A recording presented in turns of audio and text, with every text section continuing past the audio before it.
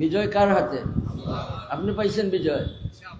একটা হুকুম মানছে, এই ছাত্ররা একটা হুকুম মানছে, এই দেশের মানুষ একটা হুকুম মানছে। উহুদের ময়দানে রসুল করিম ইসলামের একটা হুকুম রে নড়েবড়ে ভাবে ইজতেহাদি খাতা হয়েছিল, যার কারণে উহুদের ময়দানে উনারা পরাজয় স্বীকার করছিলেন। রসুল করিম ইসলামের হুকুমগুলির মাঝে একটা হুকুমে নড়েবড়ে আমল থাকার কারণে।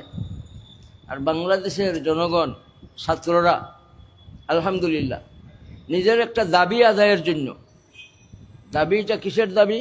এর জন্য বলা হয় ওরা শহীদ হয়েছে। শহীদ যে হয়েছে দলিল কি?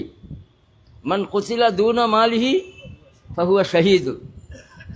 এরা কোটা সংস্কার, ওনাদের টাকা হাসিলের জন্য, কোটা পাইবার জন্য, হক আদায়ের জন্য এরা মাঠে নামছে। নামছে তো এরা মাঠে, কিন্তু ভাই এক করা যায় না। বলেন সবাই এক হয়েছে কার হুকুমে? একটা হুকুম, ওয়াতাসিমু বিহাবলিল্লাহি জামিয়া, ইতিসাম বিহাবলিল্লাহ, ঐক্য। এটা কার চাওয়া? বলেন ঐক্যটা কার চাওয়া? চাইছেন কার কাছে? দানবের কাছে চাইছেন? পশুর কাছে চাইছেন? গরু বাছুরের কাছে চাইছেন? ঐক্য চাইছেন আল্লাহ তাআলা কার কাছে? আমাদের কাছে। কার কাছে? কি চাইছে? আমরা মতবিরোধ করবো? বক্তা করদান আঙ্গুস্তা একসা মিশবাদ।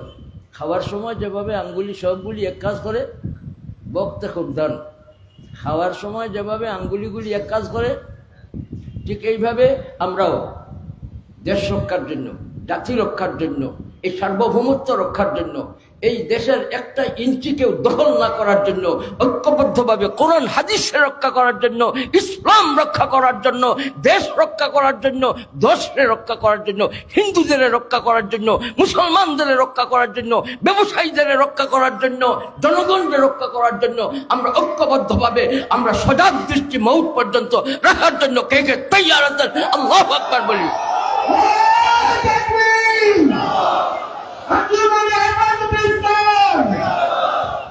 সম্মানিত উপস্থিত সাহেবান, সবাই এক হইছে ওনাদের মাল হাসিলের জন্য। এক হইছে, মান কুতিলা দুনা মালিহি ফাহুয়া শহীদ। এর জন্য অনর্থকভাবে ওনাদের শহীদ বলা যায় না। না, ওনারা ওনাদের হক আদায়ের জন্য মাঠে নামছে। ওনারা ওনাদের হক আদায়ের জন্য মাঠে নামছে, যার ফলে আল্লাহ তাআলার সাইদ আসছে, ইয়াদুল্লাহি আলাল জামাআত। সুবহানাল্লাহ বলেন। তাই ভাই আমরা সব নেক কাজে, ভালো কাজে, আমাদের হক আদায়ের জন্য, আমাদের দেশ রক্ষার জন্য, আমাদের জাতি রক্ষার জন্য, আমাদের হিন্দুদেরও বাঁচাইবার জন্য, আমাদের মুসলমানদের বাঁচাইবার জন্য আমরা সব ঐক্যবদ্ধভাবে আমরা কাজ করব, মাঠে থাকব। আল্লাহ তাআলা তৌফিক দান করুন।